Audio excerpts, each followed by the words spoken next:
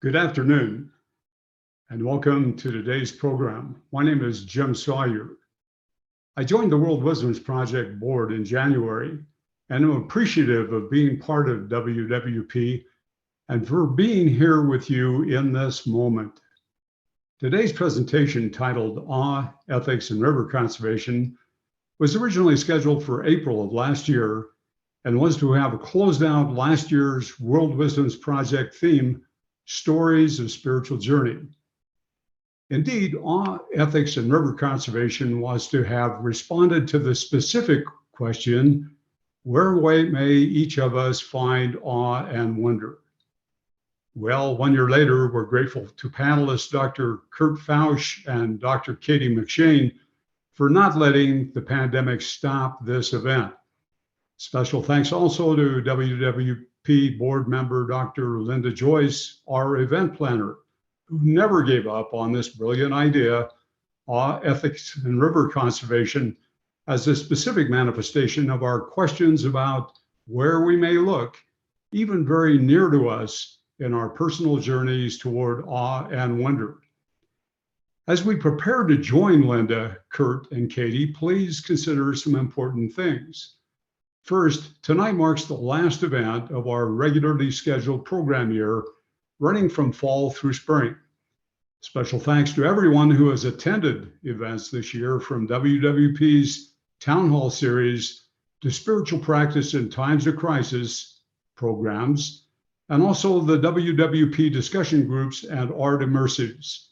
Thank you, one and all, for the virtuality of our virtual participation, for your engagement with the World Wisdoms Project, and for your support during what I'm sure we all agree has been a very challenging year.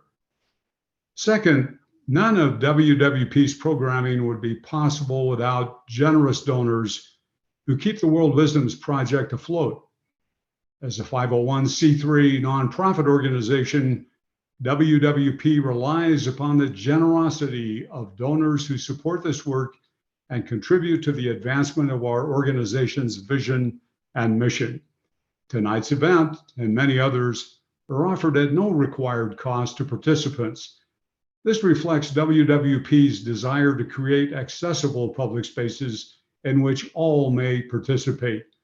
Of course, each WWP production goes forth because noble donors such as yourselves contribute to this highly vital, highly worthwhile community undertaking.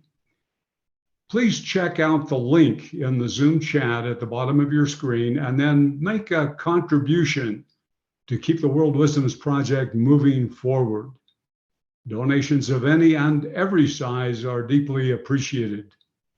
Third, 1 week from today, on Sunday, May 2nd from 7 to 8 p.m., World Wisdoms Project board member Rabbi Hillel Katzir will host a virtual discussion group to reflect collectively on the significance of this presentation.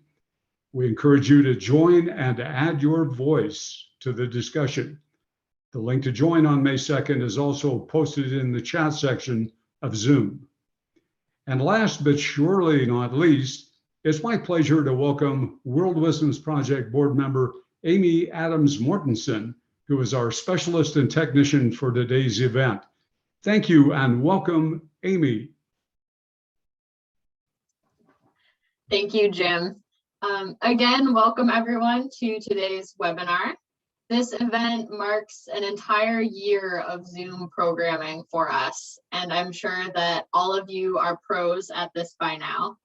And I just want to give you a couple reminders to make the most of your experience this afternoon. Since this is a webinar, we're going to use the Q&A feature to receive audience questions. So if you would like, go ahead right now. On the bottom of your Zoom window, you should see a button that says Q&A. And if you click on that icon, it will open a window where you can type in a question and send it. All questions will appear in this window for both our panelists and our audience members to view. And later on, as we're sending questions to the Q&A, if you see a question that has already been asked, and you also have that question, you can click the little thumbs up icon underneath that question to like it. And when you like a question, it will move that question to the top of the list, and that will help us keep track of the most popular questions. And we'll answer as many questions as time allows, hopefully all of them. You'll see a couple other icons at the bottom of your Zoom window. The chat icon, if you click on that and open the chat, that's where you will see those links at the end of our presentation for how to make a donation, how to register for the follow-up event, and how to complete our survey that will be offered at the end. So watch the chat box for those, Q&A box for your questions. You'll also notice there's a raise hand button. You don't need to worry about that one. We're not using it today. And then also keep in mind, you may experience some slight changes in volume depending on the speaker. So if something is too quiet or too loud for you, you can just adjust the volume on your device as you normally would. And then again, watch the chat box at the end for those links when we're doing our final closing announcements, and just sit back and enjoy our presentation. And now I'll hand things off to Linda.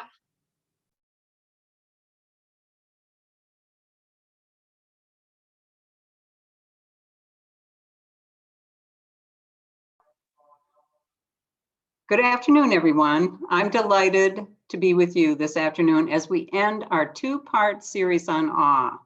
As Jim shared, today's event was scheduled last spring and that plan changed abruptly. We did have our first event on awe last spring. That was entitled Encountering Awe, Science, Mysticism, and Poetry.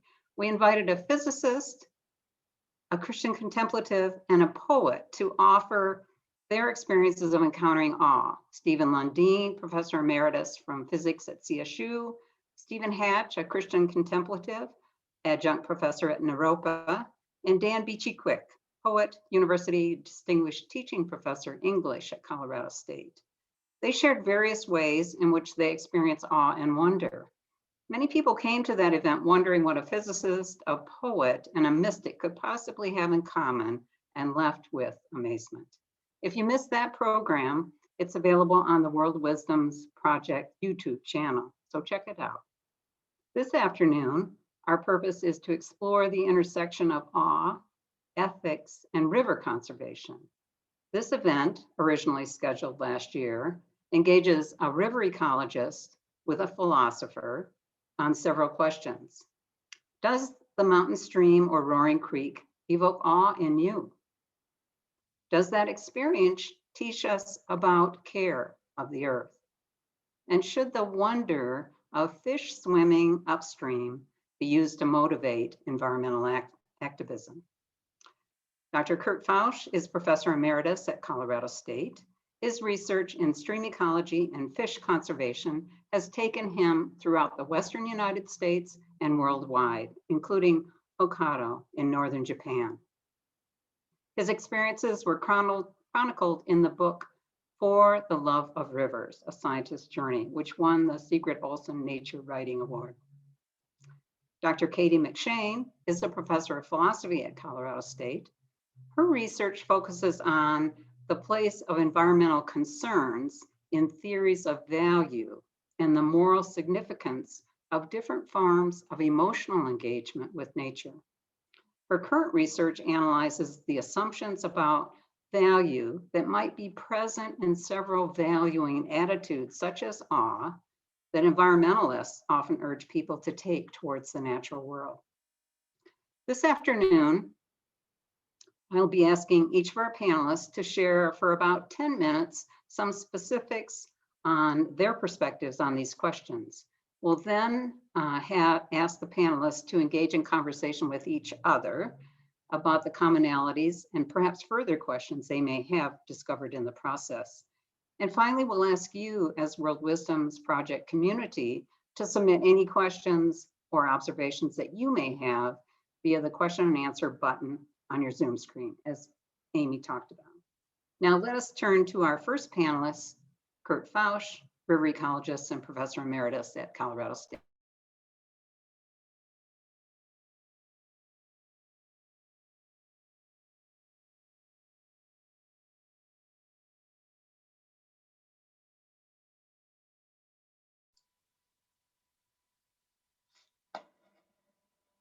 So are we good to go with that? Everybody see that?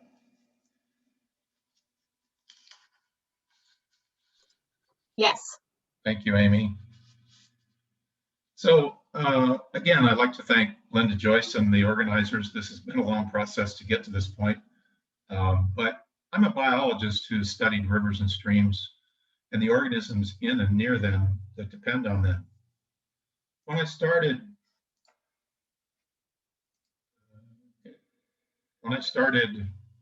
about 45 years ago, and in fact, from about the time I was 10, all I really wanted to be was a fish biologist. I wanted to work with others to study these beautiful animals and streams and rivers and understand how they make a living so that we could provide answers to those who manage whole watersheds and also turn the dials on rivers.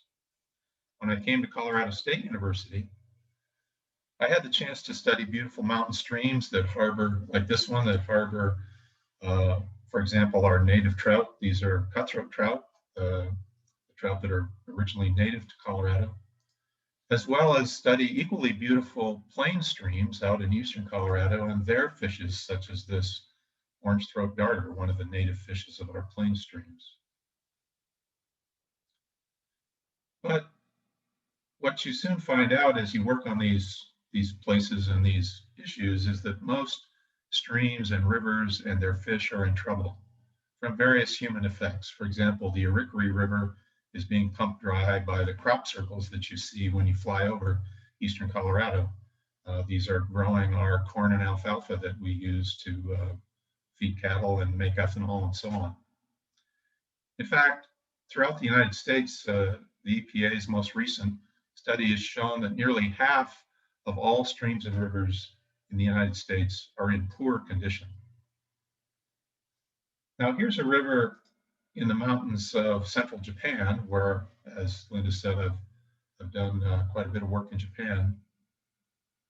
And this shows what we humans often do to rivers. We straitjacket them in cement. You can see that this is basically to protect these houses from flooding. But since we don't let the power of that flooding spread out onto any floodplain, then the stream or river digs down into its bed, and you can see these waterfalls and concrete structures. Those are to try to prevent the stream from eroding down further. So what this does is basically to destroy habitat for fish and the invertebrates that they eat. The fish can't get over these waterfalls, so they can't get to the places they need for, say, spawning or overwintering. And since much of the gravel is washed away, that's where the invertebrates live, in the bed of the stream. And so we basically destroy the habitat. We not only do that, but as you can see, no kid could ever get down into this river to play in it. Humans can't interact with this river at all. But unfortunately, a key revelation for me was that even though we had studied all these problems in some detail, it seemed like not much of this was being put to use by the river managers. So about a decade ago, I tried to turn the question around and ask a different question. And that is, why would people want to conserve rivers and bring them along into our future with us? What is so essential about rivers that we can't live without it? For example, here's another river. This is in southern Japan on Shikoku Island. It's in a more natural state, even though you can see there's a bridge there. There are humans in this landscape. But the fish can move freely along this stream. The forest can provide insects dropping into the stream, and that's about half of what the food that fish need to survive. And humans can get down to the stream and enjoy it.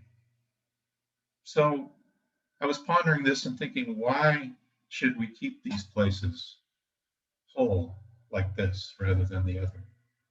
And being a scientist, I first looked to the science of our attraction to things about rivers and found out that simply the sight and sound of rivers can calm us and heal us.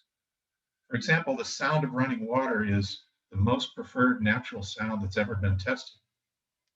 It lowers our muscle tension and our blood pressure. And simply seeing scenes like this, or being here, preferably being right in that place, improves outcomes for people with ADHD and PTSD. Simply seeing these scenes reduces anxiety and the need for medication after surgeries ranging from dental procedures to open heart surgery. And if you wondered why, when you go to your dentist's office, you often see scenes of streams and lakes and oceans, there's actually science behind that choice. The people that have studied human evolution have found that the attraction to these places is also hardwired into our DNA. Those small bands of humans on the plains of Africa, where we evolved for the first 125,000 years of our evolution, those bands that could remember places like this, riparian zones, riparian means streamside, that offered shade and resources and a chance to recover from dangerous encounters with large mammals and other bands of humans. Those people survived, whereas other groups may have died out. Speaking of bands of other humans, wouldn't you like a river to go to after those Wednesday afternoon staff meetings and your encounters with bands of other humans? Well, I also found out that there are really limits to what science can study and explain. And I really enjoy a quote by Alva Leopold, if I can get it here, our greatest conservationist, who wrote that the good life on any river may likewise depend on the perception of its music, and the preservation of some music to perceive is a form of doubt not yet entertained by science. He was really speaking about the fact that we as scientists tend to take apart the instruments that, as he said, play the great Song of Songs in any riverine landscape, just to see how they're made, and we miss the significance of those organisms in these places and what it really means. So near the end of my career as a scientist, it became clear to me that we humans need something far more from rivers than simply water to drink and grow crops and even fish to catch, even as important as those things are. It has to do with the wholeness and resilience that we seek from these places, the coolness that we find in that riparian zone next to the stream after hot summer days, and the mists rising from the bends on crisp fall mornings. It has to do with the fish and the other animals that you find there that are so well adapted to the relentless pull of the flow, ever seeking the oceans. In short, it has to do with a matter of the heart, the reverence, awe, and indeed love that we have for these places that offer the murmuring, lilting half voices that can calm for us the inner half voices of doubt and fear that haunt our souls. And so ultimately, I realized that, like trees and music and good health, streams and rivers are a gift to us as humans. They cause our deepest emotions to gather and flow near the surface and make our days and our seasons and years worth living. Healthy rivers are essential for us to be whole people, psychologically and spiritually. We need their sounds and their views, and their solace and wonder. And in the end, I believe we will need to understand how and why we love rivers if we hope to conserve them. Thank you.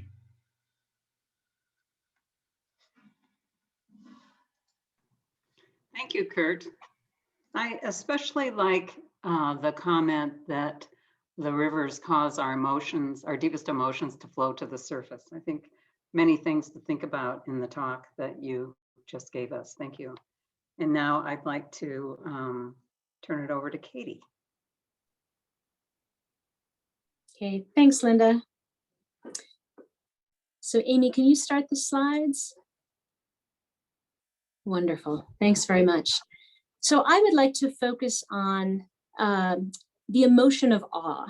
In many ways, awe is a sort of peculiar emotion, and it's one that contemporary psychology has been studying quite a bit recently. So I'd like to talk a little bit about some of those findings. Can you move to the next slide, please? Thanks. So first, what are people in awe of? It turns out there are lots of different kinds of things that elicit awe in people. Typically, awe is elicited by things that people perceive as great in some way, extraordinarily powerful or vast. It's usually felt toward things that are experienced as out of the ordinary. So you're not in awe typically of things that are kind of part of your day-to-day life, but rather you're in awe of things that are extraordinary, or at least that you experience as extraordinary. And notably, awe is felt toward things that we think of as good things, but also toward things that we think of as bad things. So you can be in awe of the Grand Canyon or the starry skies above. You can be in awe of the birth of a child, but you can also be in awe of a hurricane. The picture on your screen is Hurricane Katrina bearing down on the Gulf Coast, or an atomic bomb. That's the atom bomb exploding over Nagasaki. So awe can be felt towards both things we think are good and things that we think are bad. Next slide. So the phenomenology of awe. How does awe make us feel? Awe tends to leave us feeling astonished, but also overwhelmed, unable to wrap our minds around the thing that we're perceiving. And it tends to draw our focus away from ourselves and lead to a very intense focus on the thing that we're in awe of. Awe can be accompanied by terror, fear, or elation, right? So think the atom bomb or the birth of a child. And awe tends to bring about a kind of inactivity. When we feel awe, we're stunned. We stand there gape-mouthed, wide-eyed. Martha Nussbaum has a bit where she distinguishes awe from wonder. And she says, in wonder, I want to leap and run, in awe to kneel. And this idea of kneeling, rather than being drawn into the world, being quieted, being passive and observing, that's characteristic of awe. Okay, next slide. So what does awe do to people who experience it? And this is where psychology has had a lot to say recently. So experiences of awe tend to make people happier. People who experience awe report having improved moods. They report greater life satisfaction. It also tends to make people nicer. People care more for others. They're more generous. They're less impatient. They're more willing to help other people. It tends to make them less self-involved. Makes people less hedonistic, less materialistic, decreases their sense of entitlement. Awe tends to make people more humble. So it produces what psychologists call a small self phenomenon. And this is actually a sort of strange thing in psychology. Literally, it's how big you think you are physically. So they have people draw pictures of themselves next to a tree, and then they look at, how big is the person compared to the tree. And having a small self, thinking of yourself as small, is associated with a whole bunch of pro-social attitudes. So people who have a small sense of self are less self-interested. They have a greater feeling of oneness with other people. And in part for this reason, they're easier to integrate into social collectives. And then finally, experiences of awe tend to reduce people's fight or flight responses. So if you think of an emotion like fear, that increases your fight or flight response, but awe tends to reduce it. People who experience awe are less aggressive, they're more acquiescent, they tend to be more open to new experiences and more willing to change their minds about things. Okay, next slide. Okay, so far this must sound like a great thing. Surely we should want to experience awe more in our lives, and we should want the people around us to experience awe more.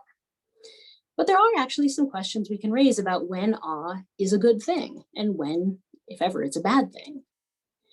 Now, early sociologists, Max Weber and Emil Durkheim, actually raised some real concerns about awe. Weber argued that awe is what he called charismatic leaders use to gain authority over their followers. So he thought that people who were charismatic leaders would pretend to work miracles or make, claims about wonderful things they had done. In doing that, they inspired awe in people, and that awe got people to acquiesce to their power without sort of thinking it through. Durkheim also thought that awe produced a kind of obedience in people. Now, Durkheim didn't think this was always a bad thing. He tended to think that people were mainly self-interested and that awe got people to give up their own self-interest for the sake of the group. In the contemporary empirical literature, people have also raised some questions about the effects that awe might have.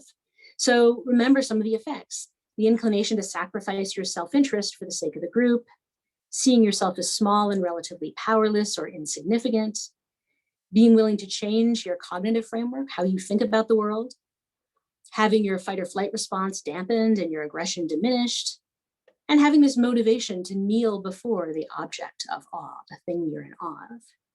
Next slide. So we can ask the question, when is it good to produce those effects in people? And really, there are a host of questions here. Who should be more humble and toward what? Who should set aside their own interests for the sake of which communities? Who should be more acquiescent and toward what? Who should be more open to which new ways of thinking? And which cognitive frameworks really ought to be challenged? Next slide. Okay, so those are kind of broad ethical questions we can raise about awe. You might think in some contexts it's a good thing, in other contexts it's not a good thing. But what about nature? Right, so that's our topic for today. Is awe toward nature something that we should encourage people to have? Now, Kurt has very eloquently described reasons why that answer might be yes. I want to briefly note a couple of considerations that people have raised on the other side.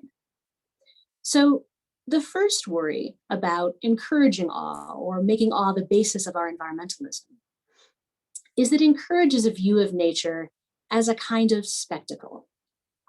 And this nature as spectacle view of environmentalism is one that people have characterized American environmentalism in particular as susceptible to. So Americans, the story goes, tend to think of nature in terms of natural wonders. When we think of nature and why it matters and why it's important, we think of spectacular places. We think of the Grand Canyon and we worry about smog getting into the Grand Canyon. But in thinking of nature as primarily natural wonders, that leaves us to ignore some of the more mundane aspects of nature that are actually very environmentally important. So we worry a lot about smog getting into the Grand Canyon, but we worry less about agricultural policy because that's more mundane, it's less awe-inspiring. So that's one set of worries. There's a second set of worries that some people have raised lately about this question of whether people ought to be more humbled by the natural world. Now you might think, look, obviously, yes, people are for the most part pretty arrogant, and we don't appreciate the magnificence of the world around us, right? So as Kurt pointed out, if we can feel more awe toward things like rivers or mountains, we're more likely to treat them as precious things that ought to be preserved, as things worthy of our respect. But there are some reasons for thinking that there could be problems with cultivating awe for the natural world in people. So awe can lead people to feel overwhelmed and powerless. As we face problems like climate change, you might think we don't want people to feel overwhelmed and powerless. In fact, people need to understand their own destructive power, that human beings really can affect these massive complex climate systems. And people also need to understand our power to undo the damage that we've caused. And so feeling overwhelmed and powerless is precisely the wrong response to problems like climate change. So those are some considerations on both sides. As any good philosopher, I leave you with more questions than answers, but hopefully they're interesting ones to think about. Thanks. Thank you, Katie. You have definitely left us with more questions than we started with, so we appreciate that. And now what I'd like is for Katie and Kurt to have a conversation. So if you could turn your videos on. And I don't know who wants to start first, Kurt or Katie, with their questions. Doesn't matter to me. Okay, Katie, why don't you start then? I'll go first, sure, no problem. So Kurt, I really thought the way that you talked about your own emotional engagement with rivers was moving. And one of the things I'm curious about, I feel like I don't hear scientists talk about their emotional engagement with the things that they work on very often. And so I was wondering, do you think that this kind of awe and love is something that scientists experience a lot, but just don't talk about very much? And if so, why don't they talk about it? What's your sense of that? Yeah, I think it is true that we are trained probably implicitly not to talk about it, to be unbiased, objective, and so on. But in the process of writing this book, which I must say I did at the end of my career when whatever criticism would come would be, perhaps something I could deal with more easily.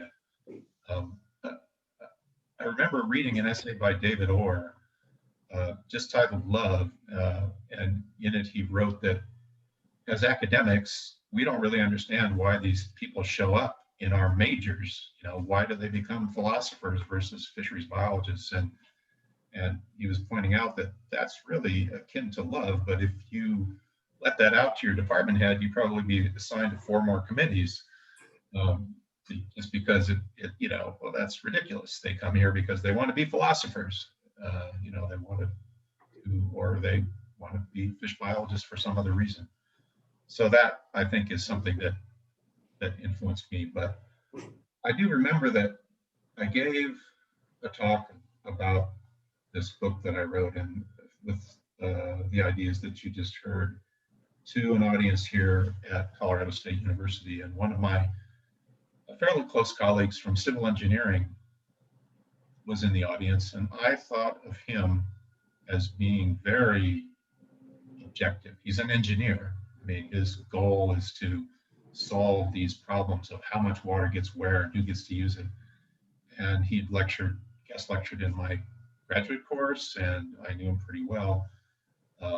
He came up to me afterwards and he said, "Kurt, you've just expressed why I became a river engineer." And I thought to myself, if those feelings are inside of you as an engineer, and in fact, I've had this experience with other river engineers who came up after these talks and said, you know, every day I go to work, I deal with these problems.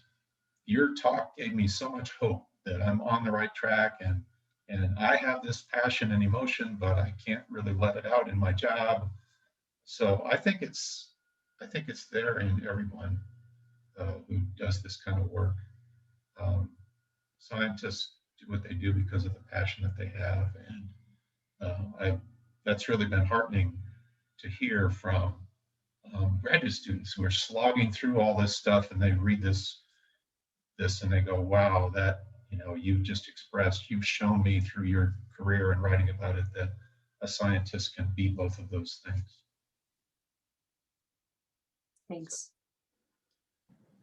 Why don't I ask you one, and then you can go back and forth a little bit. So in your work on awe and other emotions that can affect environmentalism, you wrote that love may not be a suitable emotion to underpin environmental ethics for some people, but then at the end, it may be for some others. And I discovered something probably you knew long ago, and that is that English only has one word for love, but Greek has 4 words for love for others, and then another 5th for love for oneself.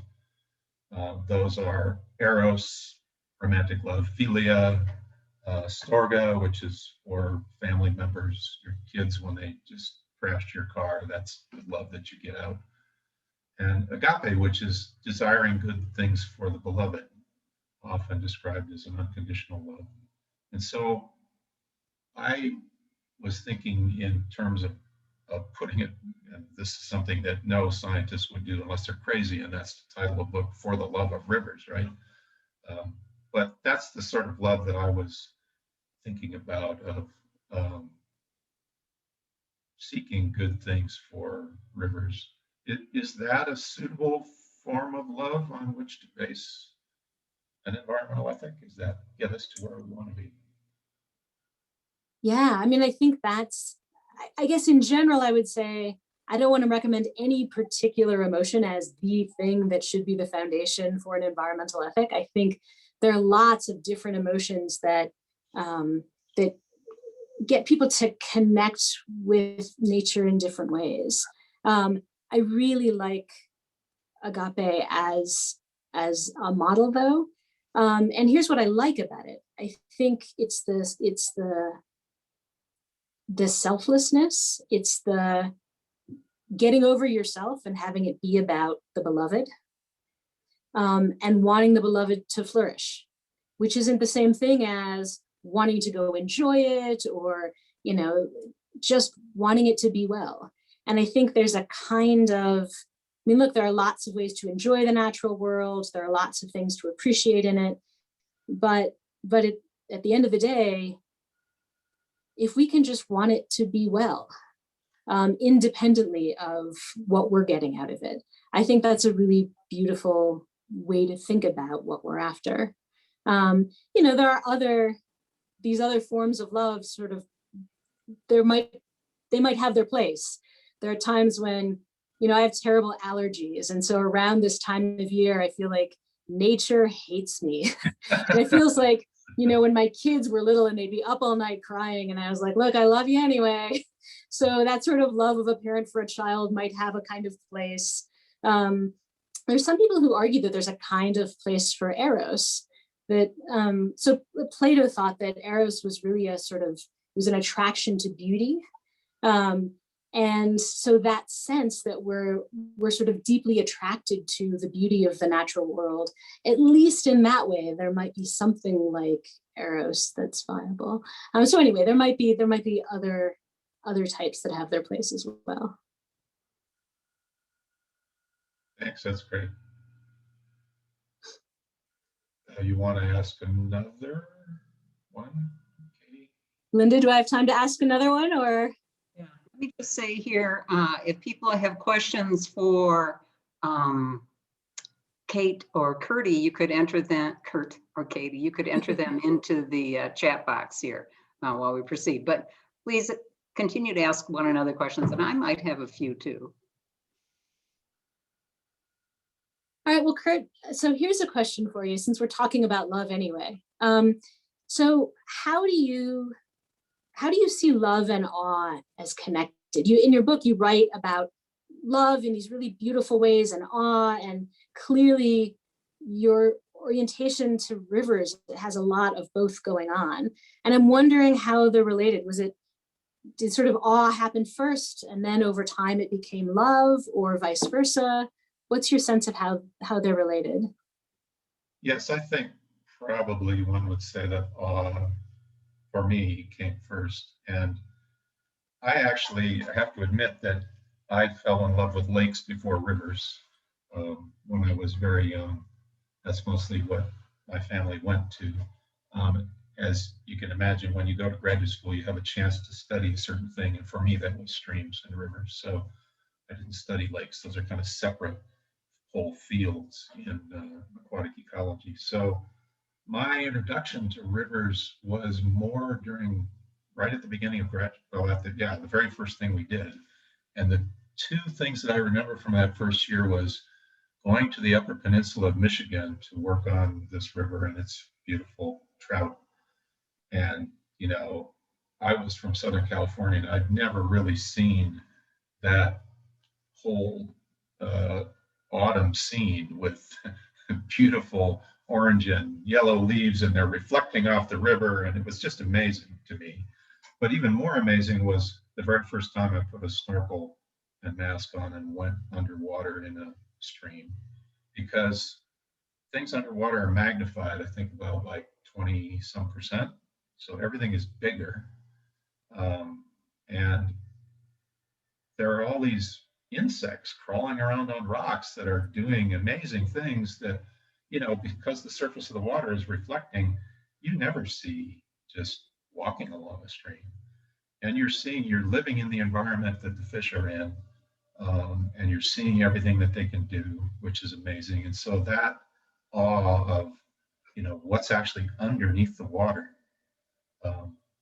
I had a student who became a videographer, started a nonprofit called Freshwaters Illustrated. And that's his whole goal, is to draw people into this amazing world. And his mantra, his saying is that rivers are deeper than you think. And it's just, there is so much going on there. And that's, what drew me to them was really my master's project was done by snorkeling. So I was underwater a lot, freezing to death, but still, it was really awesome in the very best sense of that word. And then, I think love in a deeper sense grew from that for me. Thanks. Do you have a question for Katie? Yeah. I guess you make the point that awe may not be suitable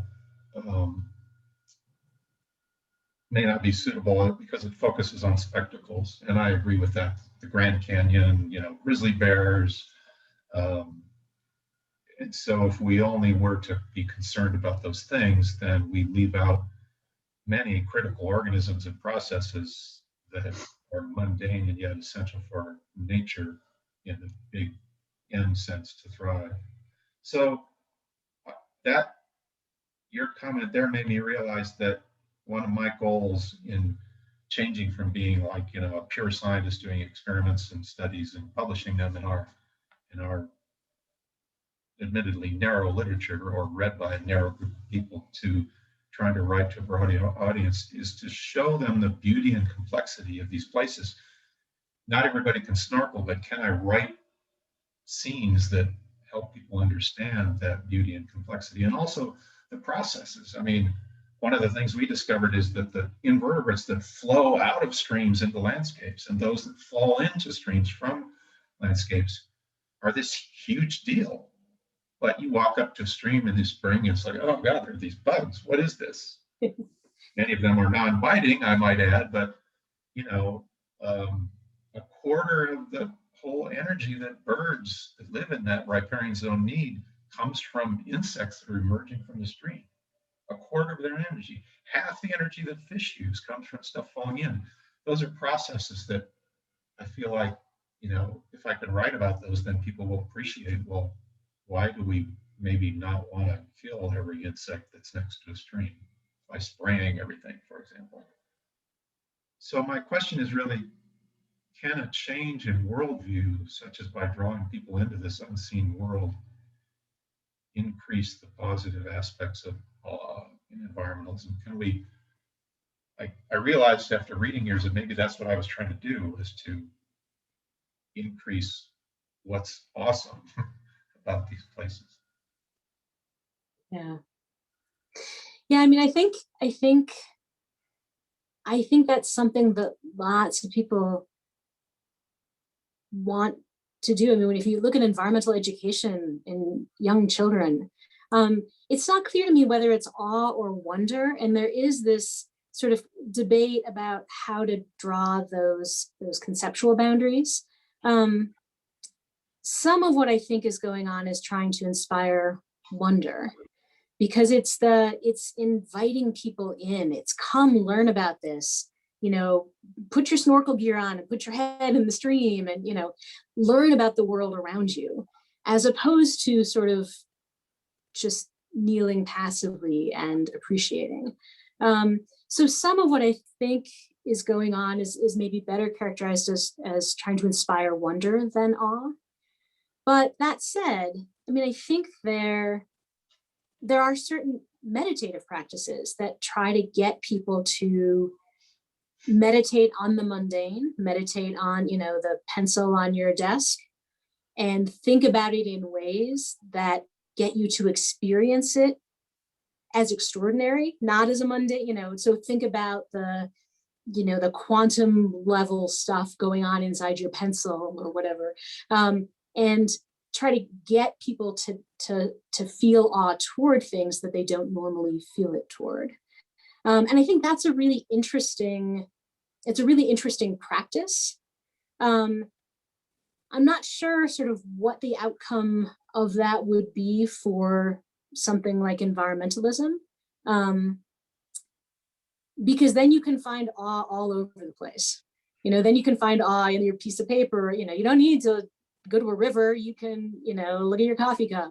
And so I'm not quite sure what I think about that as a sort of promising route for environmentalism. But I would say wonder for sure is where it's at, because it's by learning about the world that we realize how amazing the stuff that we take for granted really is. And I think that's really powerful. Yeah, As a follow-up question on that, has there been the research, physiological research on wonder like there has been on awe, and does it elicit the same? No, and it's a little bit weird. In the literature, some people are really careful to distinguish them, some people don't. Wonder seems to have a kind of arousal that goes with it. So I was talking about dampening the fight or flight response. Wonder seems to bring a kind of arousal in the nervous system, whereas awe tends to dampen it. And so people who study those phenomena are careful to distinguish them. But a lot of this research is done by you know, surveys just asking people, when did you experience awe recently? And then they'll say, oh, it was, you know, when this happened. And the researchers aren't saying like, are you sure that's awe and not wonder? Sometimes there's sort of fine-grained distinctions that people in these studies just don't worry about too much. So I think there's more kind of conceptual clarity needed in some of this psychological research before we'll really be able to answer these questions in a robust way. At least that's my sense of the literature right now. I have a question from a participant that's along this line. So I think that we have to have an emotional connection to accomplish anything, either a scientist or an environmentalist.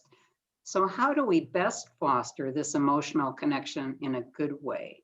And they had the question targeted for you, Katie, but I'm wondering if, Kurt, you might also have some thoughts on that too. So Katie, you want to go first? Sure. So a lot of what I've been interested in my own research is all the different ways that people can forge connections emotionally. You know, the emotions are vast and varied. There are all these different ways you can, you can love the familiar in the natural world. You can find it, soothing and calming and reassuring. You can find it awe-inspiring. You can respect it, but not love it. So there are all these different ways that we can connect up with the emotional, with the natural world emotionally. And I think there's not just one answer to this question. If you talk to people who do environmental education with kids, right, they're working in all these different directions, trying to inspire wonder in kids, but also, get them a kind of familiarity with the natural world and a kind of confidence. And, so there's all these different ways in which they're trying to get people connected. And I think they're all really valuable. People are really varied psychologically. There are going to be some people who just don't love nature. There are going to be some people who are like, look, I don't want climate change to happen and I'm glad animals flourish, but I want a cup of coffee in a city and I don't like trees make me sneeze. I don't really want to do it. So there are going to be people like that. I think what you want to do is find sort of what kinds of connections people are interested in and susceptible to, and make sure that there are contexts where that can really develop. And I think right now, especially as we live in cities more and we spend all day inside in schools, I think there are fewer opportunities for those kinds of emotional connections to grow. Kurt, what's your sense?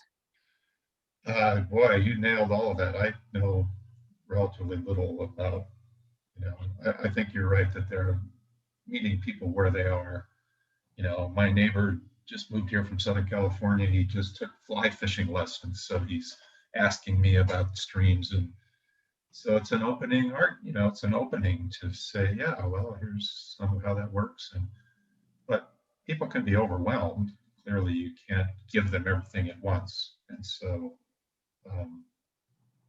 again, as a scientist becoming a writer of a more general audience, it's been a journey to think about, okay, how will people connect?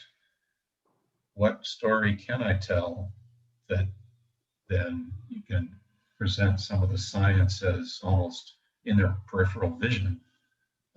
So I think that stories really are important for people to connect.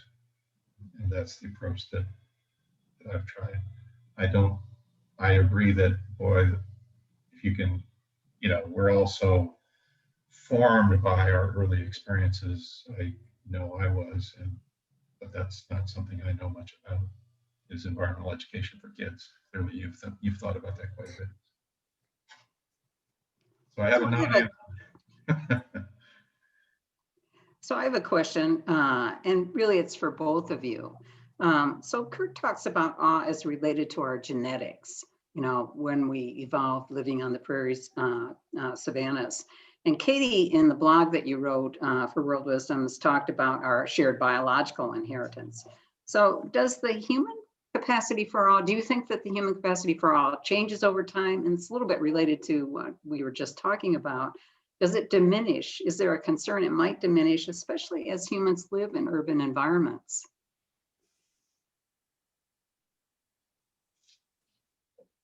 I can say a little bit about kind of the psychology take on this. So awe is, at least has been proposed as one of the basic emotions. And so in psychology, the view is sort of, there are certain basic emotions that all humans experience. Fear, for example, is a basic emotion. It doesn't matter what culture you belong to, every human has the capacity to feel fear. And this is distinguished from other kinds of emotions that are more culture bound. So there's certain kinds of emotions that, existential angst. Like that might be just a feature of certain cultures that you could feel that feeling. And in other cultures, that might not be a thing people feel. And so the basic emotions, and awe is sort of proposed as one of them. They're culturally universal. They sort of think there's a biological, they're kind of hardwired into us. There are at least something like that are seen in other species. their distinctive facial expressions and all this kind of, there's all this stuff that they to qualify as a basic emotion. If they're right that awe is a basic emotion and it seems to meet the criteria pretty well, then we all have the capacity for it. And then the question is, does our environment allow us to exercise that capacity? Apparently, people are very different in terms of how much they experience awe. There are some people who experience awe like a huge amount, and other people who experience it less. And there's all these psychological studies about if you're someone who experiences a lot of awe, what other things go along with that. But there's less research on the environmental influence on it, which I guess my own armchair sense of things would be that that's a really important aspect of, look, people crave awe we've all been sitting inside our houses for far too long. People are dying to get outside and see big, beautiful things again, or, learn about something new and fascinating that's, not the sort of mundane everyday stuff we're dealing with all the time right now. So I think your environment can sort of give you fewer opportunities for it, but I suspect that there's a kind of deep psychological need and a kind of hardwired psychological capacity for it. That's speculation. I don't think the science has sort of shown one way or another on that, but that would be my sense of things. Kurt, what do you think? Yeah, I mean, I did some reading of the evolutionary biologists think about the original habitat for humans. And they make the argument, again, as I think I said in my talk, that we evolved for 125,000 years before we even moved out of Africa to other continents. And so what they hypothesized was that humans are looking for those early humans, and is retained in our DNA, are looking for three things in a landscape. These water features, rivers, lakes, trees, so savannas, you think of large trees, scattered trees, and that's why I use that picture of that river in winter and fall to accentuate the trees. And then promontories that they could see long distances, their enemies or other things coming. They also then tested using photographs how people responded to these different elements, and found that the response was positive even in small children that hadn't been presumably acculturated, and across cultures, as I recall. Now, I would say I haven't read those papers in about 8 years or so may not remember every detail.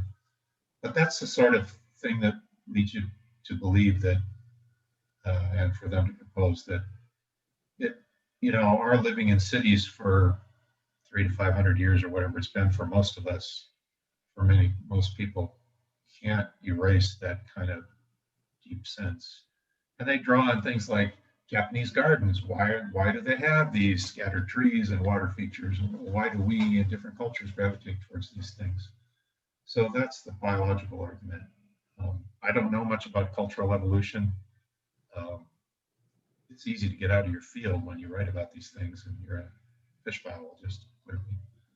But and so it does cause me to wonder how much we've erased these feelings. How much does it mean that people aren't contacting nature? And there's whole books written about that.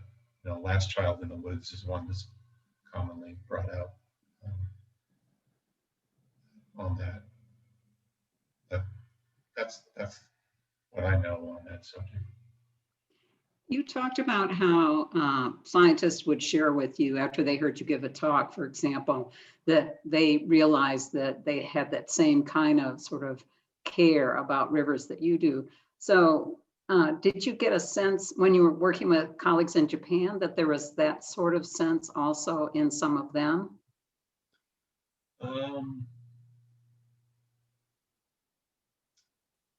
Yeah, Japanese. My sense whenever I go to Japan is I see things, you know, the first time I went, I noticed all these rivers are channelized down at their mouths, meaning straightened and in cement and so on, like I showed the picture of.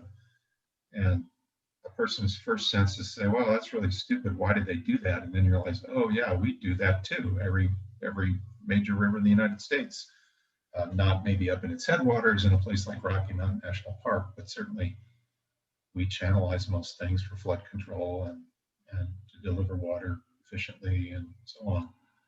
So I found that it was in a different cultural context, but that we as humans seem to solve these problems, try to solve problems in similar ways. So the Japanese have a great reverence for nature, and yet they, like we, are also very exploitive of nature. So I don't know, humans have these conflicts that they haven't really resolved.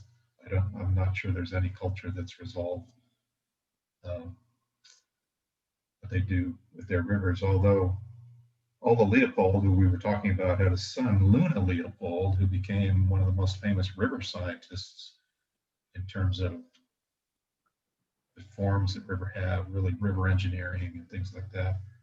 And he has a famous essay written during a previous water crisis in California in 1976 and 7, I think it was. Its title is just a short one called A Reverence for Rivers. And at the end, he makes the point that the Persians never defiled their rivers.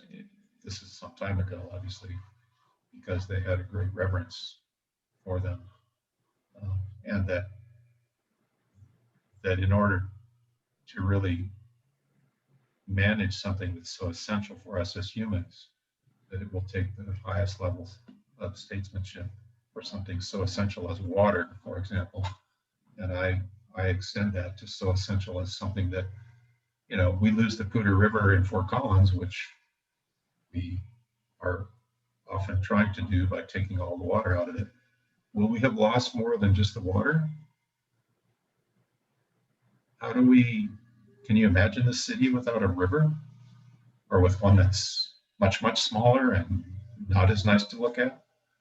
Is that what we want? Why is it that all of our bike paths are along rivers? Somebody sent me a little blog. When people run, they have a little GPS, and they can send in their trace. And somebody analyzed this in various cities, and they were all along rivers. We care about those places more than we might think.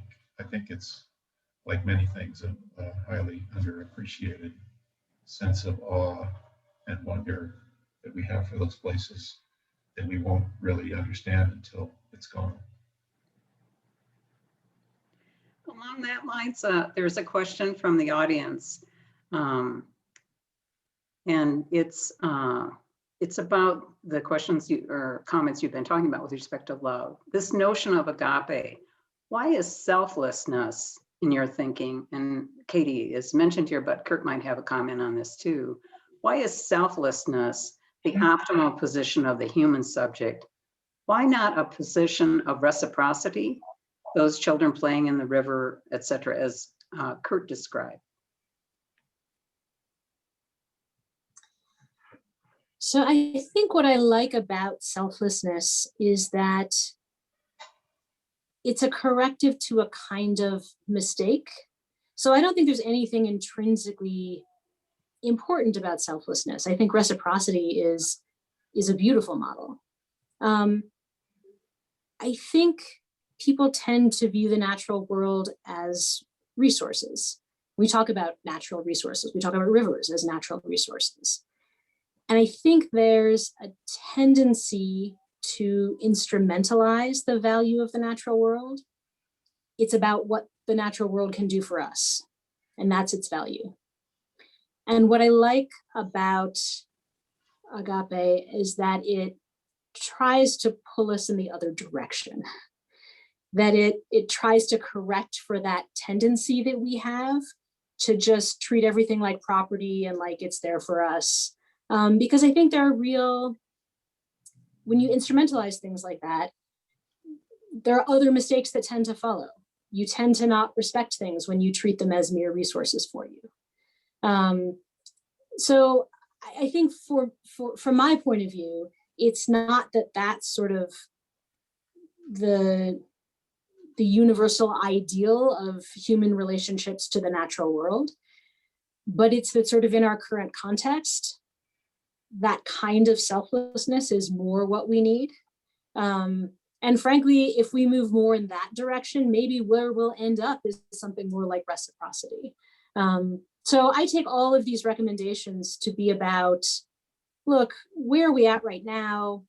What kinds of errors are we prone to fall into? And what kinds of ideals can pull us away from those errors? So that's my sense. Any thoughts, Kurt? Yeah, I just returned from Oregon writing a chapter for a second book, trying to understand one of the coastal rivers. And of course, those rivers have salmon in them, and those salmon supported Native American communities for 10,000 years, or since the Ice Age. And so I've been trying to understand Native American philosophy towards the natural world, and struggling a little bit with that because it's hard to find a Native American philosopher writing about their own worldview rather than white or non-Native Americans. So that's a difficult thing, and there are a few Native Americans writing about that. But reciprocity is one of the things that characterizes their worldview, right? They have a first salmon ceremony, so they decided when to start fishing for these runs of salmon, allowing some to pass often before they started taking fish, and also because they viewed those salmon as another form of being. They're humans, and then there are the human people and then the salmon people, that when they ate that first salmon, they would take all of its bones and put it back in the river as a form of reverence. And they believed that the flesh would be reconstituted in that fish, and they would call their brethren home and make sure that salmon always came. So that's another completely different worldview than we have had, as Katie said, about thinking about these not as natural resources, but as brethren, really. So I'm just continuing to try to think and learn about things like this that are beyond what I was ever trained to in. Yes, I think reciprocity is where a line of thinking that it would be well for us to be on. Where does the water that we use go? Where does it come from? How can we give it back? And that's really an interesting aspect of the Native American worldview and philosophy that seems to be among all these tribes, is not wasting things as well as putting things back into the environment.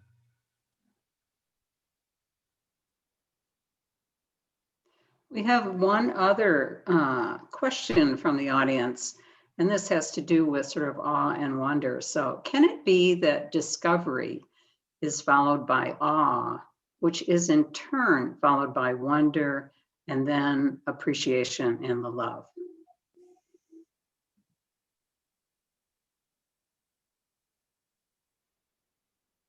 I mean, I can start. Absolutely. And I think Kurt's experience with rivers is a beautiful description of those things sort of following on one another. Emotions aren't static.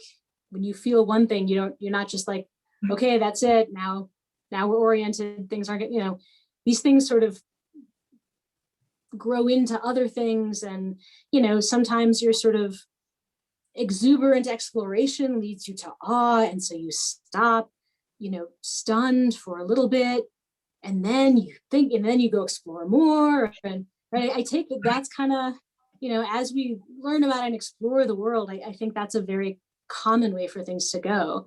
Kurt, it sounds like that was your experience. Yeah, certainly. One of the odd things that comes to mind is, in the recreational fishing literature, there's all this about catching and releasing fish, right? Not using bait to catch fish because the fish tend to swallow it and their heart is right underneath their mouth and their gills are right there and you're liable to puncture it. But when you first take a kid fishing, you want them to use worms to catch fish and just hold this amazing animal and appreciate it, and then let that grow. And so that's the discovery part of it, is that, you have to start somewhere. You're not going to put a fly rod in a kid's hand, usually. Some people do, and try to make them do everything and be so careful with this fish. Let them kill a few fish, in my view, my personal view, just so they can hold this thing and realize what it is and come to appreciate it and remember that experience and want to go do it more. So that might be an odd example, but that's what comes to mind for me, is that, it's wonderful to watch people discover things. And there are people, I think Linda was saying it, or maybe Katie was, there are, I have a friend, a retired fish biologist, who runs an elder session where he gets people into wetsuits and gets them in the river. And there are a number of people who do that. It's a life-changing experience if you've never done it. You may have snorkeled in the Bahamas, and that in itself is a life-changing experience, but there is so much even within local streams and rivers, wherever you are. If they're clear enough to see in, you're going to find amazing things, and it will change a person's life to get under the water.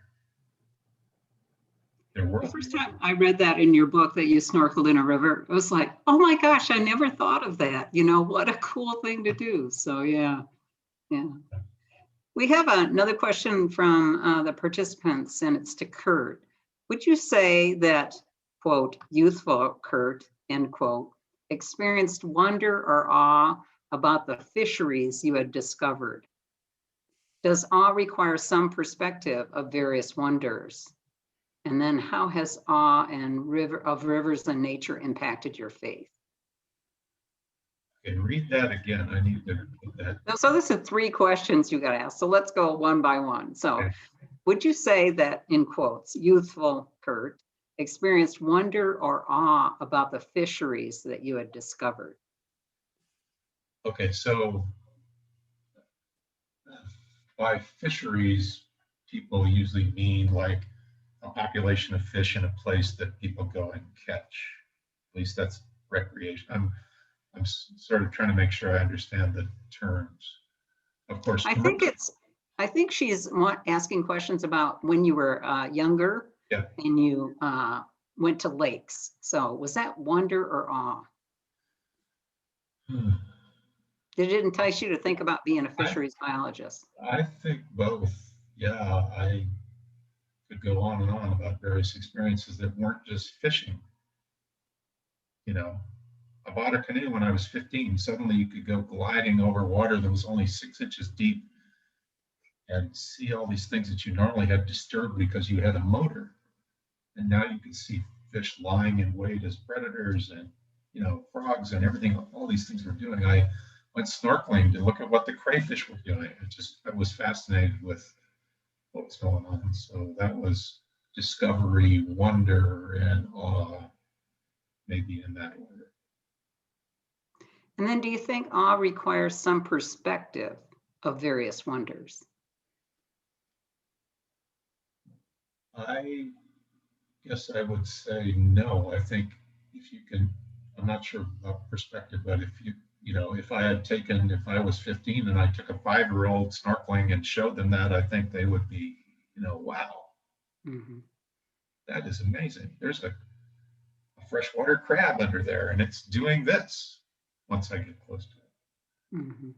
So yeah. I think the contrast to that question would be when Stephen Lundeen was in our panel last spring, he said, as a physicist, you know, he knows a lot about physics, and he said most of it doesn't inspire awe in me, but what did inspire awe in him is when he had an experiment and they had a way it was going to go and it didn't go that way. So then it was like, that was awesome, he said. So there was something about finding out something you didn't know in that case. So. Yeah. And the third question? Has awe of rivers and nature impacted your faith? Well, as I said, I've been studying Native American worldviews, so I'm interested in how they view, I mean, most view the earth as mother and the sun as father, the way that I understand it. And that changes the way they think about using natural resources. And so, yeah, my faith is, I would say, well, yeah, if you gave me the choice on Sunday, I hate to say this way, but of going out and interacting with a river or listening to a boring sermon, I would do the former, but listening to a good sermon, I would do the latter. So, yeah, I'm not sure exactly how to answer that question. Yeah. So this might be a good question for both of you. Can you remember a time when you were struck by something that was truly awesome, perhaps motivating your interest in the subject? How about the philosopher going first? That's a tough one. I mean, I guess this is going to be a sort of, since I work in environmental ethics, I feel like I'm supposed to have a nature story, and there's some of those, but what I remember being most awed by were sort of abstract thoughts, thinking about infinity and what could that be. You know, when I was young, numbers that are sort of infinitely big, the size of the universe, if you know what past the universe, those kinds of questions about vastness, I think inspired awe in me. It was the first experience I had where I realized there were parts of the world that I just permanently wasn't going to be able to get my mind around, that there were features of the world that were just beyond what I could sort of confidently grasp and process and know what to do with. And I think that was a really beautiful experience. I think it was, you know, that you can get to that just by thinking about things might be part of my attraction to philosophy, because there's lots of that in philosophy. It's a very humbling field. There are all these questions, and you know, people have been thinking about this for a long time, and you're not going to come up with the answer either. But sort of knowing how complicated simple things can get if you think about them hard enough, I think is a really beautiful thing. It makes me feel privileged to get to live in a world that's so far beyond what I can grasp. I think that's a really wonderful thing, that we humans are allowed to live on this earth that has so many awe-inspiring parts of it. So I guess that's what I would say. That's not very exciting, but I think that's pretty exciting. Yeah, certainly. I can't tell you why I became so awestruck or have such wonder for aquatic systems. Amazingly, even the interest in fish and fishing comes through my mother and her mother, rather than my father, who didn't grow up doing that and learned it from my mother. So it certainly was a case where we were taken to lakes when we were young. And, you know, I have an older brother, an older sister. My brother and I did all these things at our lake cabin in Minnesota together: water skiing, fishing, everything. And he became a cardiologist, and he loves like the details of things. He loves medicine. He became an angioplasty guy, feeding catheters into people's hearts, and he loves fine technical details. Why did he love that and I loved something else? And I swear we had very, very, very similar experiences. I don't know the answer to that. So maybe there's some gene passed from my mother the half of her genes that I got, that was one that he didn't get, as he got a different one in that place. I have no idea, but certainly having a whole summer, every summer, getting out of the smog of Southern California, going to Minnesota, being able to be next to a lake, an indentured servant to our father, making the lake place that we were building for 1 month, but then the other 2 months, my dad went back to California, and I had the whole day at this beautiful lake. So, but so did my brother for a number of years. I can't tell you why. We have another question from the audience. I'm in awe about the natural world. Let's see. I also believe in the need to utilize the natural world, forestry for wood products, river diversion for irrigation, livable communities in drier areas, farming, etc. I have a problem with extreme groups like Earth First that would prefer no utilization. How does awe fit in with natural resource or utilization of the natural world? Yeah, I guess I feel that way too, that humans are part of this landscape. There were Native Americans here using all these resources and not driving animals extinct that we know they did actually drive many large mammals extinct. So it is this delicate balance, and I've just spent 6 weeks studying these rivers on the coast of Oregon where the forests are so valuable as timber, and the little bit of flat land that's there is in the area I was what makes Tillamook cheese and ice cream that we all go to Costco and buy. So what is the balance? How do we get there? How do we at least go to a better place than we are now? Have we made some improvement? Yeah, we've made a lot of improvements to our forest practices in the last 50 years, but we have a long way to go. So I share that it's not about locking up places, but how we get there is a thorny problem that we continue to try to solve. And I guess for me, thinking of what should be our relationship with these places, what is an ethical relationship with rivers, or is that even possible? That's what I'm pondering now. Is it, as Leopold wrote, not something that can be written down, but that forms in the minds of the thinking community and evolves through time? Is it, this early experience that we teach our children what that means? Those are the things that I'm pondering right now. Yeah, I think I would agree. I mean, I think back to some of the stuff I said at the end of my remarks, I think awe can't be the only basis for thinking about a relationship to the natural world. Awe does tend to, I think, lead people easily into a kind of hands-off, this thing is precious and we must preserve it mentality, as opposed to love, which isn't necessarily hands-off. And I think hands-off can't be our relationship to the natural world. It can be our relationship to places here or there, parts here or there. So I'm not against, wilderness areas or that sort of thing. But look, we have to eat. We have to live somewhere. We have to have water to drink. And that requires figuring out how to work well with the natural world.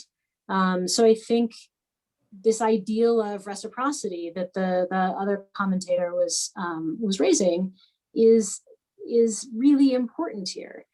Figuring out not just how to be inspired and humbled by the world, but how to work with it, how to get what we need without destroying it.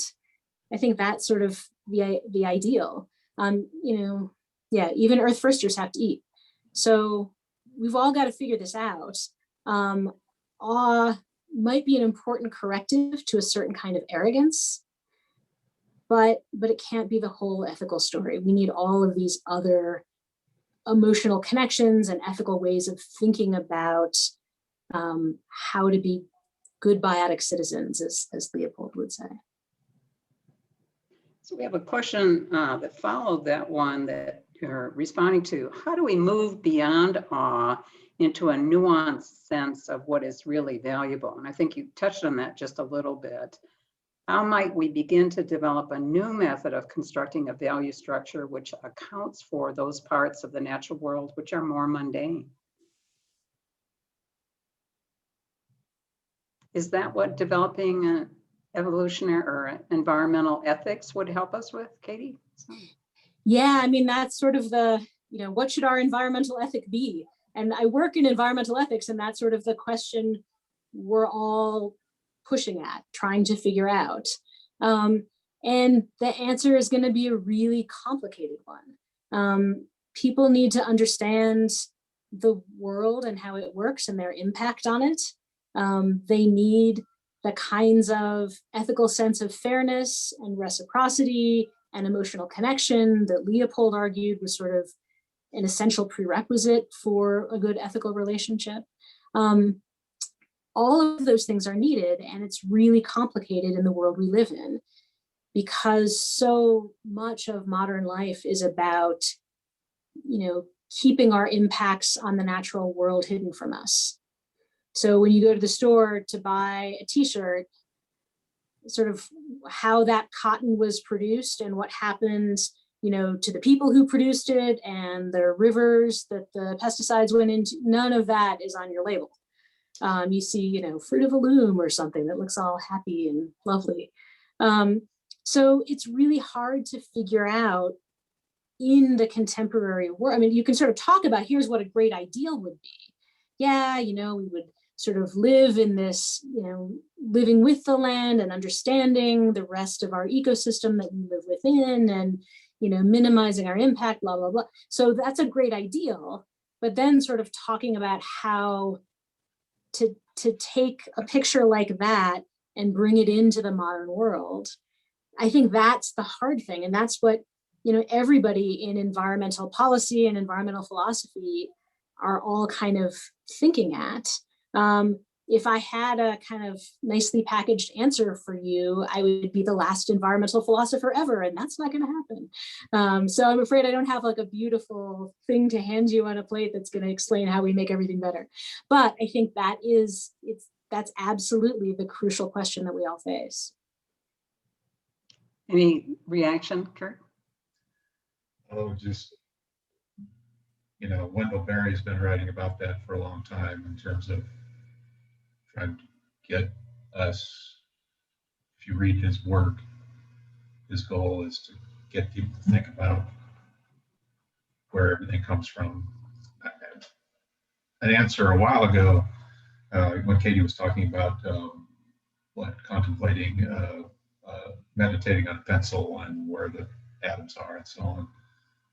I often sit down to dinner and think about how much water, because I'm an aquatic scientist, how much water did it take, especially for a watermelon, because something like that, it's a huge amount of water. For cotton t-shirts, it's a huge amount of water, and we buy them and put them into Goodwill just at random. So all of those are things that we all could learn more about, appreciate more.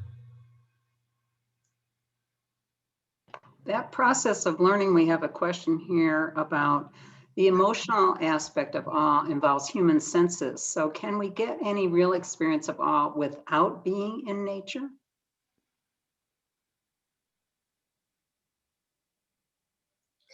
I think so. I mean, I think you can read a book about astrophysics and learn about the unbelievably amazing things that exist in the universe. And you can sit in a dusty old library and read that book and have your mind blown. So I think you're being able to sort of engage all of your senses opens you up to a much richer kind of experience in the world. But I do think it's possible to have the experience of awe just by thinking or just by reading or sort of thing. I don't know, Kurt, you might disagree because your experiences of awe have been very Well, different. No, I agree with what you said. I've just, this guy, Jeremy Monroe, who started Freshwaters Illustrated, is, 15 years younger than me, or 20, I guess, maybe 20 years younger than I am. And I grew up playing in ditches around Denver and watching the Discovery Channel. And his goal in life is to become, when he started, was to become the Jacques Cousteau for streams, to draw people. So there's a person, that's not the experience I had. I was privileged to be able to experience all the sights and sounds and smells and so on. But are those things not important? Should we not have people watching beautiful scenes? I don't think so. It's just that you want them to enrich far beyond that if you can. So screen time is great, but it can't be everything. And we have another question here. Katie, you probably studied Aldo Leopold and some of Holmes Ralston, environmental ethics. What differences do you see in these two philosophers, that's in quotes, or environmentalists? I personally felt Aldo was a good conservationist and Holmes was more of a preservationist. Where do you fit with these two? I think that's, I agree that Leopold changed his views over the course of his life. So I think he went from really being a conservationist, and I think there were sort of some preservationist strands by the end of his life, but I still think he was fully a conservationist. I would definitely put him in that category. And Holmes Ralston he has complicated views, but I think he definitely sees value in preservation. So I think, I'm not sure he thinks that's the entire way that environmental ethics should go, but that there should be preservation, that there's an important place for that is, I think, clearly a part of his worldview. I think my own views are less well developed. I think I am a bit more pragmatic about conservation versus preservation. Whether we should have areas of land that are set aside that people can't go on depends a lot on which people we would be keeping out and what they would be doing. And I think some preservation efforts go very well, and I think some go very badly. I think sometimes preservation is sort of the best you can do legally or practically to try to prevent extinctions or something like that. And so I think there can be a place for it. I don't have an ideal of human interaction with the natural world where humans have to stay out of certain places. I would much rather see humans work well within the natural world. And I think the justification for preservationism comes from some people just saying, well, yeah, but look, they don't. So, maybe really what you need to do is keep them out. And that might be true in some cases. But I think that's a practical consideration rather than a sort of philosophical value of mine. I don't know if that really answers the question. It's kind of a broad question, so that's about as much as I have to give you for now. But that's my sense. So Kurt, preservation versus conservation is also an argument that's occurred often in resource management. Do you have any thoughts on that yourself?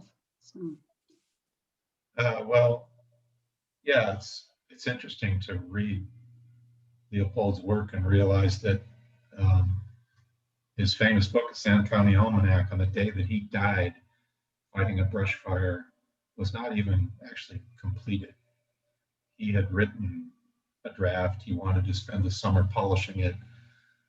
His son, Luna, and his graduate students picked it up and made that publication happen. So when you read, and then the next one that was published called Round River was a series of papers in his desk drawer that Luna pulled out and put together. And I remember reading one of those essays, and it takes like this right turn. And I asked Kurt Miney, who's the Leopold scholar and biographer, He said, oh yeah, that was, those were pieces of things that were put together. And so you see in his writing that he doesn't use, for example, the word love. He uses a disturbance of emotion. And only near the end of his life. So I'm imagining this guy who's starts working for the Forest Service, trying to manage land, and then he works for Remington Arms, doing game surveys in the Midwest, and he becomes the very first professor of wildlife biology at the University of Wisconsin. And he's doing everything because he has to. He's doing extension with farmers about how to have more wildlife on their land as they're farming it. He's doing everything all at once and writing essays. And so I think he was very pragmatic because he was working in an era when a lot of environmental damage had been done. And, he's the first doing any of these things. But I guess I also am fairly pragmatic, and having worked in Japan, where I can recall going to the Osaka airport and getting deeper and deeper into the concrete jungle of Osaka and crossing this stream that had this little oasis of green, and thinking, man, if I were a kid in this city, that's where I would want to be. And I saw a snowy egret or a white egret fishing for fish, and that I thought, wow, isn't that amazing? That's a real compromised environment in the depths of the city.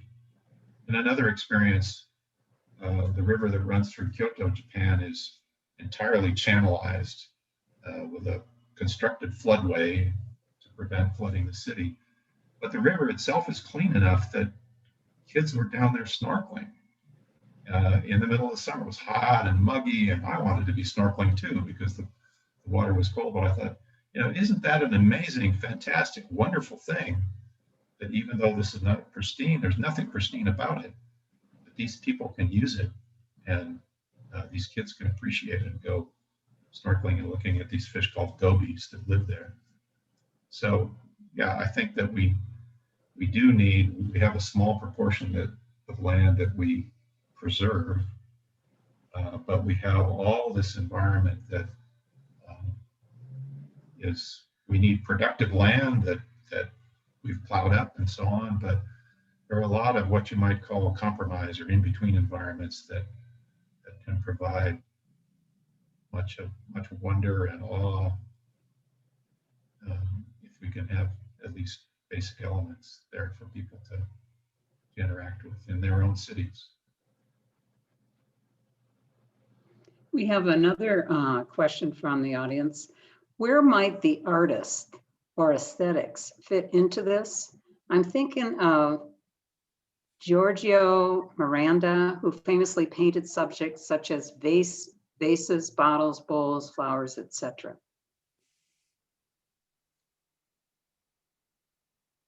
It's entirely out of my league, I'm afraid. Well, I might say, Kurt, it might not be entirely out of your league just because you supported someone doing the documentary on Nakano. And that was a beautiful story. And your photos are beautiful. So there's an appreciation of the aesthetic there, I think. Well, I actually did just returned from a writer's residency at the Sitka Center for Art and Ecology. And so I interact, and it's the second one I've done there. So I've interacted with visual artists there. And I'm amazed at the inspiration they take from that place because it's next to a forest preserve and a beautiful river. And they, I didn't expect that the artists would be out tramping around and then they'd come back and ask me ecological questions like, what are the elk? Why are the elk? There's a bunch of elk there. Why are they doing this? Or what is this plant? Or what is that tree? Or how does this work? And so it was an interesting interaction with them. I've met a woman named Talmadge Doyle who takes her inspiration from ocean plankton and also celestial constellations and draws these beautiful drawings. So we had really interesting conversations. I hadn't realized that that artists would take their inspiration like that from these elements in nature in exactly that way. I'm around musicians. My wife is a musician, so I can appreciate, and our son, I can appreciate that art form. But at Sitka, there are the visual artists. I guess they were inspired by the work we had done and I had done, and I became inspired by what they had been doing. Katie, any thoughts from the standpoint of where aesthetics might fit in? Yeah, I mean, I think aesthetics, I think art can do all kinds of things to connect people up with what's amazing and wonderful and beautiful in the natural world. But, you know, it can also do the opposite. Art can also tell lies about the natural world. You can, you know, have beautiful landscape photographs of places where people live, and you can like get all the people out of the picture so it looks empty. So, I mean, in the same way that sort of literature can tell the truth or mislead, art can do the same thing. And so there's a kind of, I think, ethics of doing art, sort of what artists hold themselves responsible to. And there's a whole, aesthetics has all kinds of things to say about this in philosophy. What is your duty as an artist to tell the truth, and what kind of truth, and what, you know, but art has a profound impact on the way that people think about and even see the natural world. If you go to national parks, you'll see people like trying to get the perfect postcard shot of, you know, the grand vista or whatever. And, you know, that's a kind of nature as spectacle view. And there was, you know, in the 19th century, there were all kinds of artists who very much promoted that view. And that had an effect on the way that the national parks were developed. There's a whole history here, which is really interesting. The sort of the development of photography and the development of the national parks happened together. And early landscape photography was really instrumental in getting people to support the development of the national parks. But it was also instrumental in getting people to think that the natural parks were a certain way, you know, that there weren't any people living there and that sort of thing. So it's a complicated history. So art can do really great things. Art is this really powerful way of getting people to think and feel in certain directions. But like anything, it can be used for good or for bad. So that's what I'd say. Well, I'm gonna thank you both for your participation in the panel. Your presentations were very interesting and the discussion is great. Who would have thought a river ecologist and a philosopher could have such a rich conversation here? So I think I definitely appreciate both of you willing to do this, and especially since I think this is the second rescheduling we did. So your perseverance is much to be appreciated. So, and I'd like to thank the audience. You had great questions here and participation. So I really appreciate all of that. And I'm going to turn it over to Jim now.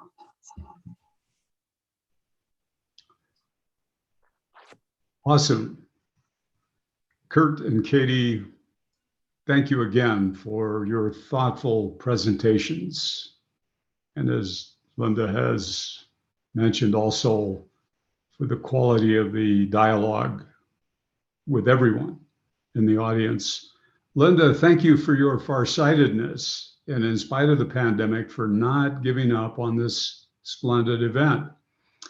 In closing, here are a few things to hold in our collective attention. Mentioned 1 week from today, on May 2nd from 7 to 8 p.m. You are warmly welcome to join for a follow-up discussion of tonight's presentation. You may especially enjoy sharing your reflections with others in a small group setting. You will receive an email reminder at this forthcoming Zoom event. Please join in.